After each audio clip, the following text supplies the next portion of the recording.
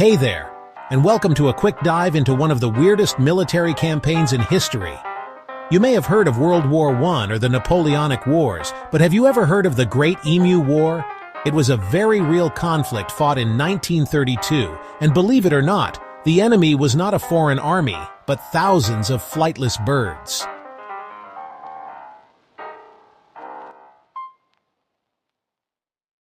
The stage was Western Australia, a few years after the Great Depression. Farmers were struggling, and to make matters worse, a massive population of about 20,000 emus decided to migrate through their farmland. These giant birds wreaked havoc, destroying fences and devouring wheat crops. The farmers, desperate, appealed to the government for help. The government's response was surprising. They deployed the Royal Australian Artillery, complete with soldiers armed with Lewis automatic machine guns. The goal? To cull the emu population and save the crops. Major G.P.W. Meredith led the operation, confident that the emus would be no match for modern weaponry. But the emus were smarter than the military anticipated. They were fast, agile, and remarkably well organized. They would scatter into small groups, making them incredibly difficult targets.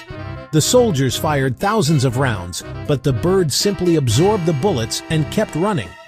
After about a week, the military had used up most of their ammunition with very little to show for it. Major Meredith noted that the emus proved that they can be handled with the tactics of guerrilla warfare. The media had a field day with the story, and the public quickly realized how ridiculous the entire situation was.